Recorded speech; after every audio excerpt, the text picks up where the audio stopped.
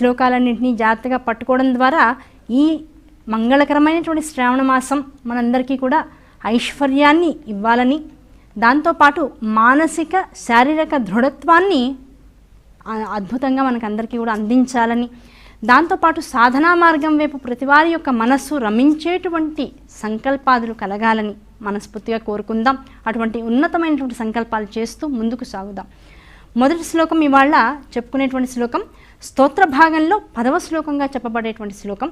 అదే సుధాధారాసారై చరణయుగళాంతర్విగళితై ప్రపంచం సించంతి పునరపి రసాంనాయ మహసః అవాప్యస్వాం భూమిం భుజగనిభమధ్యుష్టవలయం స్వమాత్మానం కృత్వా స్వపిషి కులకుండే కుహరిణి అన్నారు.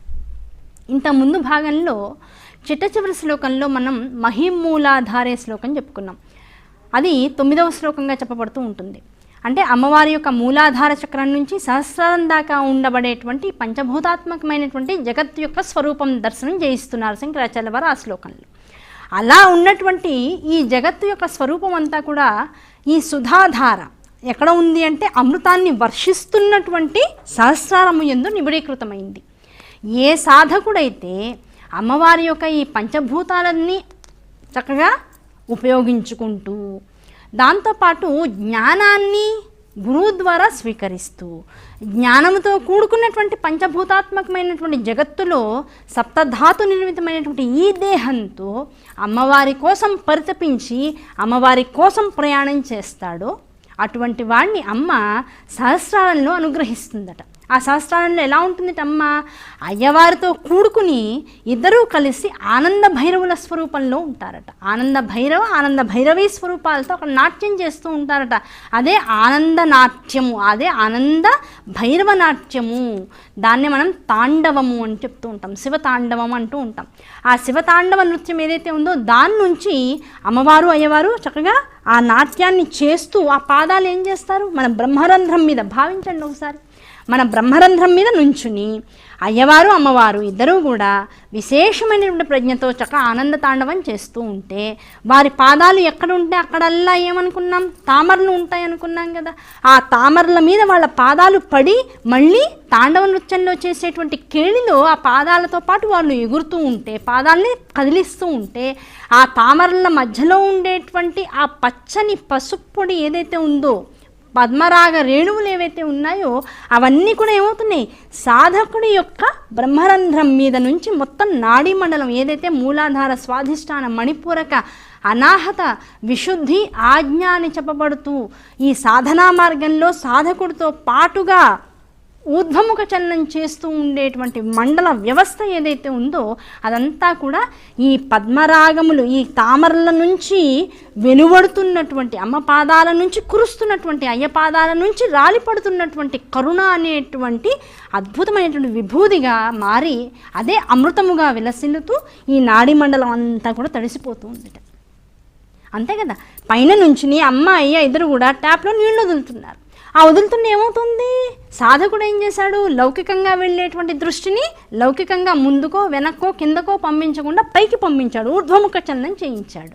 ఆ చలనం చేస్తూ పైకి పైకి పైకి అమ్మవారిని చూడాలని చెప్పేసి, నాన్నగారిని చూడాలని చెప్పేసి ఎప్పుడైతే కళ్ళని, దృష్టిని, సాధనని పైకి పంపించాడో, ఆసక్తిని పైకి పంపించాడో, ఆ పైకి వెళ్ళినటువంటి దృష్టిని తెలుసుకున్నటువంటి తల్లిదండ్రులు ఇద్దరూ కూడా అమ్మయ్య వీడు మన కోసం తాపత్రయపడుతున్నాడు రా, లోకం కోసం కాదు. కనుక మన కోసం తాపత్రయపడేవాడిని ఏం చేయాలి? అనుగ్రహించాలి. ఆ అనుగ్రహం ఎలా ఉంటుంది? అమృత వర్షంలా ఉంటుంది. అందుకనే సుధాధారాసారై అన్నాడు. ఆ అమృత వర్షంతో కూడుకున్నటువంటి కనికరాన్ని, ఆ కరుణని కురిపిస్తూ ఉంటారట. ఆ కురిపిస్తుంటే ఆ తడిలో ఏమైపోయిందిట?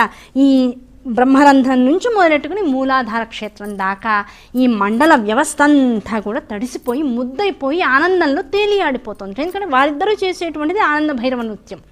ఆనంద భైరవ నృత్యం చేసేటువంటి వాళ్ళు కురిపించేటువంటిది ఆనందమే. ఆనందంతో కూడుకున్నటువంటి తడిసిపోయినటువంటి మండలం అంతా కూడా ఆనంద స్వరూపంగా మనకి తెలియబడుతూ ఆనందాన్ని అనుభవిస్తూ ఆనంద స్వరూపంగా నిలిచిపోతూ ఉందిట. ఆనందంగా ఉన్నటువంటి ఈ నాడీ మండల వ్యవస్థలో ఈ ఆనందం అంతా చివరికి ఎక్కడికి వెళ్ళి ఆగుతుంది? ఇక్కడి నుంచి మొదలై మొత్తం మనలో ఉండేటువంటి ఆజ్ఞ, విశుద్ధి, అనాహత, మణిపూరక, స్వాధిష్టాన, దాంతోపాటు మూలాధార, క్షేత్రాలన్నింటినీ తడిపేసి కిందంతా ఓ చోటుకిచ్చి ఒక మడుగులాగా ఆగిపోతుంది. అవునా కదా? పైనుంచి నీళ్లు పోసాం, ఓ చోట కాలువలాగా మడుగులాగా ఆగిపోవాలి కదా, ఆగిపోయి ఉండిపోయిందిట. ఆ మడుగు అమ్మ ఎలా కనపడుతుందో తెలుసా అమ్మ మాకు? మూలాధార క్షేత్రంలో ఇచ్ఛాజ్ఞాన క్రియాస్వరూపాల్ని కలిగి ఉన్నటువంటి తల్లివి నీవు ఇవేవి నాకేం అక్కర్లేదు, ఆనందం పొందినటువంటి జీవుడు యొక్క మానసిక స్థితిని అనుభవిస్తున్నాను నేను అని అక్కడ మళ్ళీ 3.5 మూరలు చుట్టుకున్నటువంటి కుండలిని శక్తి స్వరూపిణిగా నువ్వు అక్కడ ఇలా పాము కనుక ముడుచుకుని తనలో తను ఇలా కుంచుకుపోయి కనుక ఒక రౌండ్గా మూటలాగా అలా ఉండిపోయింది అనుకోండి, అది ఎలాగైతే కనపడుతూ ఉంటుందో అలా ఈ ఆనందం అంతా కూడా ప్రవహించినంతసేపు నాడీ మండల వ్యవస్థని ఆనందానికి లోను చేసి చివరికి మూలాధార క్షేత్రానికి వెళ్ళి చుట్టుకుని పడుకుని హాయిగా ఉందిట. మళ్ళీ దాన్ని అనుభవించే స్థితి వచ్చేటప్పటికల్లా ఆ కుండలినియే సాధకుడి యొక్క సాధనా మార్గంలో ప్రవేశించి వాడి యొక్క దృష్టిని, వాడి యొక్క తత్వాన్ని పైకి తీసుకువెళ్తుంది. మళ్ళీ అయ్యా అమ్మల యొక్క ఆనంద భైరవనాట్యాన్ని చూసి వాడు ఆనందించి నాడీ మండల వ్యవస్థ అంతా తడుపుకుని మళ్ళీ కిందకు వచ్చి అమ్మవారి స్వరూపాన్ని మళ్ళీ కొట్టి పడుకోబెట్టాల్సిందే. అంటే దీని అర్థం ఏమిటి?